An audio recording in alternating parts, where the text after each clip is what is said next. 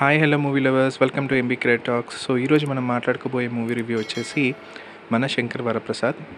So ఈ movie ఎలా ఉంది, బాగుందా బాగాలేదా, ఎవరు చూడొచ్చు ఎవరు చూడకూడదని అనేది క్లియర్గా చెప్తాను. సో వీడియో స్కిప్ చేయకుండా పూర్తిగా చూడండి. అలాగే నా ఛానల్ని లైక్ చేయండి, షేర్ చేయండి, అట్లాగే సబ్స్క్రైబ్ చేయడం మాత్రం మర్చిపోవద్దు. సో ఇప్పుడు మనం మూవీ రివ్యూలోకి వెళ్ళిపోదాం. సో మూవీ రివ్యూ వచ్చేసి మన శంకర్ వరప్రసాద్. సో ఈ మూవీలో లీడ్ క్యారెక్టర్స్ వచ్చేసి మనకు తెలిసిందే, చిరంజీవి, వెంకీ, నయనతార అండ్ మిగతా ఆర్టిస్టులు అందరూ ఈ మూవీలో చేశారు. సో యాక్చువల్గా ఈ మూవీ ప్లాట్ ఏంటి అంటే, డైరెక్టర్ అనిల్ గారు ఆయన మూవీస్ చూసుకుంటే మెయిన్గా ఆయన మూవీస్లో మనకు కనిపించేది wife and husband.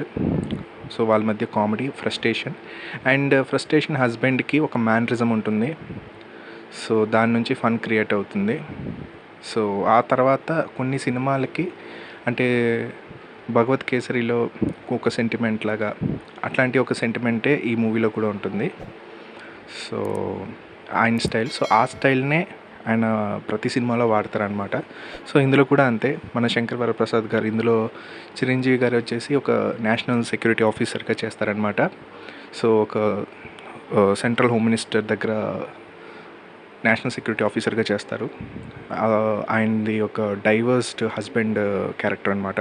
So నయనతారతో divorce అయిపోయినట్టు చూపిస్తారు. సో మళ్ళీ కలవాలి. సో అప్పటికి వాళ్ళకి ఇద్దరు పిల్లలు కూడా ఉంటారు. సో ఇద్దరు పిల్లలు నయనతార దగ్గర ఉంటారు. సో ఫాదర్ అంటే ఒక అసహ్యం కలిగించే విధంగా, అంటే ఆ పిల్లలు మనసులో నయనతార గారు అలాగా నాటుకుపోయేలా చెప్పడం. సో అది ఆయన తెలుసుకోవటం.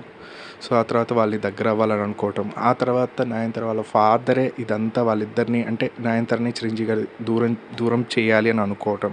సో ఆ తర్వాత నయనతార వాళ్ళ ఫాదర్కి మళ్ళీ అటాక్ అవుతే ఆయనకు సెక్యూరిటీ కావాలన్నప్పుడు మళ్ళీ చిరంజీవి గారికి చెప్పటం.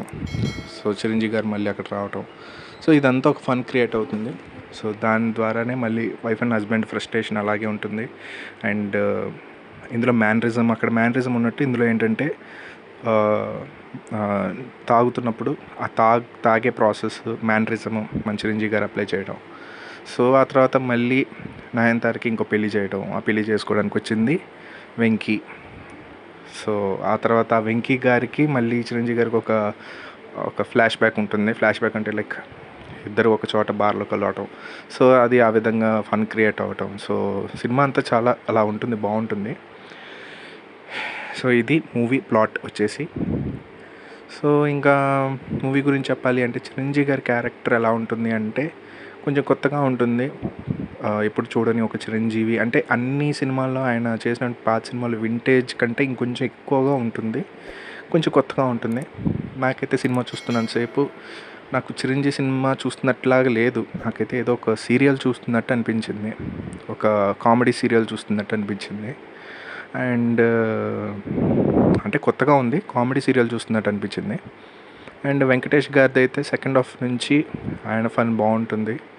సో ఇద్దరు కలిపి కూడా కాంబినేషన్స్ కూడా చాలా బాగుంటాయి. సర్కాస్టిక్గా కామెడీ ఉంటుంది వాళ్ళిద్దరి మధ్య, అది బాగుంటుంది. అండ్ ఓవరాల్ చాలా బాగుంటుంది cinema.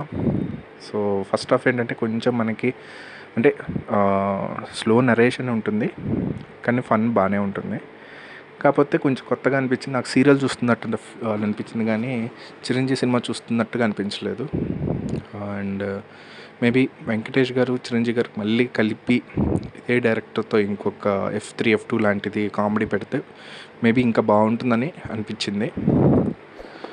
So as of now cinema అయితే overall very good.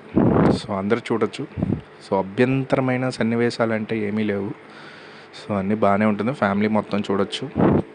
So routine story అంటే రొటీన్ కాంబినేషన్, రొటీన్ ప్లాట్తోనే అనిపిస్తుంది. రొటీన్ ప్లాట్ ఏంటంటే frustrated husband, wife and husband comedy ఉంటుంది. ఫ్రస్ట్రేటెడ్ హస్బెండ్కి ఒక మ్యానరిజము. ఇందులో చెప్పాను కదా, తాగే ప్రాసెస్ ఒక మ్యానరిజము. సో ఇలాంటిదే ఉంటుంది. సెంటిమెంట్ ఏంటంటే పిల్లలది ఫాదర్తో ఒక సెంటిమెంట్ ఉంటుంది. సో ఓవరాల్ మంచి పర్లేదు, చూడొచ్చు, బాగానే ఉంటుంది. ఈ మూవీ అందరూ చూడొచ్చు. సో ఇది సంక్రాంతికి మంచి మూవీయే.